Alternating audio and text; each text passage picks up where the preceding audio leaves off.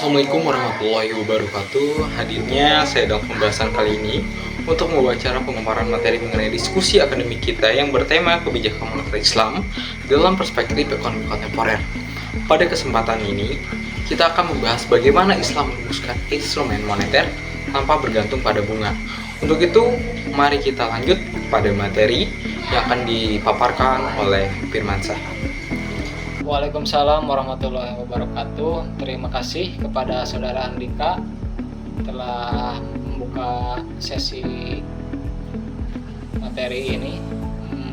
Jadi pada kesempatan ini saya akan memaparkan konsep fundamental kebijakan moneter Islam dan mengapa mekanisme ini memiliki karakter yang berbeda dari sistem konvensional. Baiklah, jadi kebijakan moneter Islam yang berbasis analisis konseptual dan implementatif. Nah, kebijakan moneter dalam perspektif ekonomi Islam merupakan seperangkat instrumen yang digunakan oleh otoritas moneter untuk menjaga stabilitas ekonomi tanpa melanggar prinsip syariah.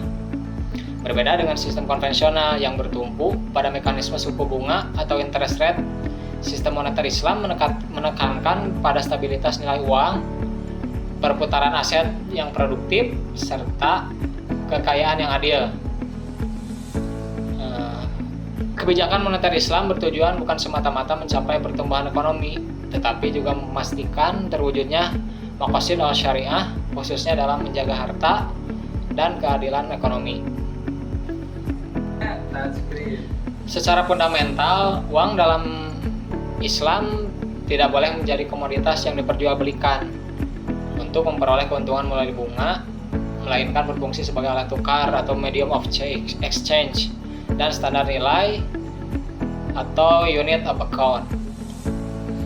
Konsekuensinya, kebijakan moneter Islam tidak menggunakan instrumen suku bunga, tetapi mengandalkan instrumen berbasis bagi hasil atau profit sharing, pembiayaan real, dan pengendalian jumlah uang beredar melalui instrumen non-riba.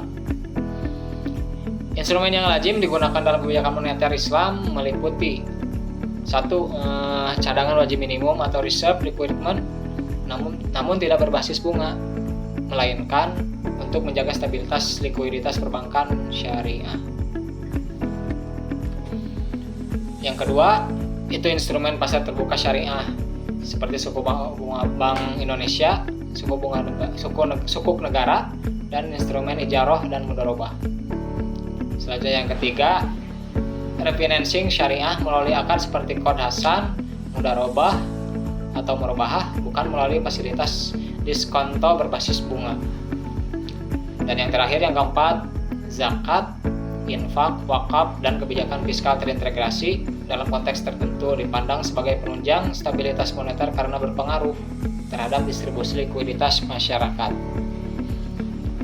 Dengan demikian, kebijakan moneter Islam tidak hanya berorientasi pada sisi teknis ekonomi, tapi juga pada dimensi moral dan sosial.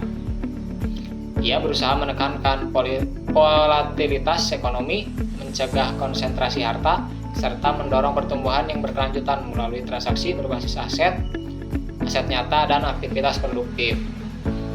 Nah, dalam konteks ekonomi modern, integrasi kebijakan moneter syariah dengan sistem keuangan nasional memberikan peluang terciptanya sistem keuangan yang lebih stabil, adil, dan berkelanjutan.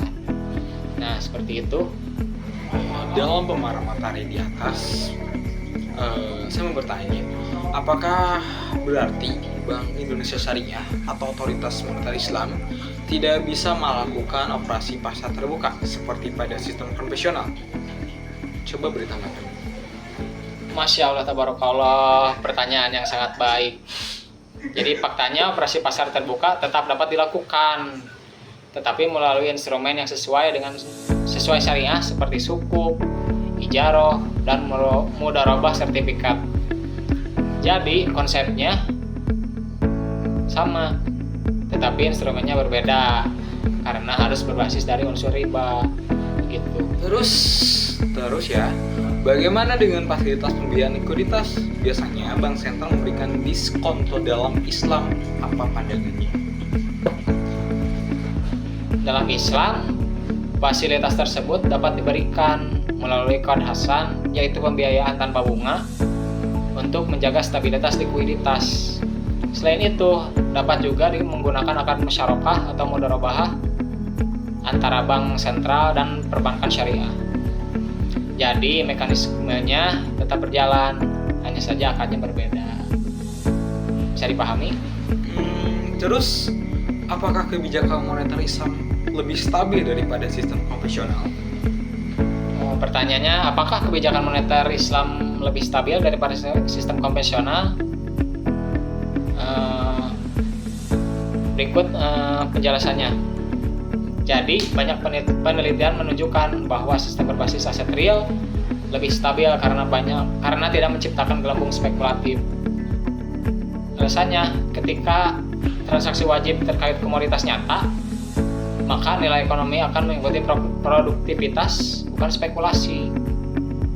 Selain itu, instrumen redistribusi seperti zakat dan wakaf mampu menjaga sirkulasi harta sehingga mengurangi kesenjangan.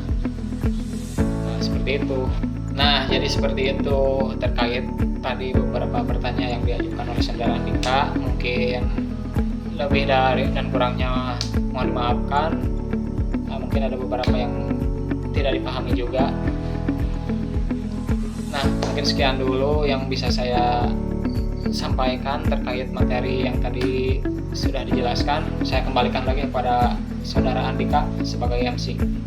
Baik, terima kasih Pak Firmansyah yang sudah memaparkan materinya mengenai peran kebijakan moneter Islam dalam ekonomi modern. Semoga diskusi ini bisa menambah wawasan kita dalam masalah keuangan atau masalah moneter Islam dalam ekonomi modern. Saya ucapkan terima kasih. Wabillahi taufiq wal hidayah. Wassalamualaikum warahmatullahi wabarakatuh.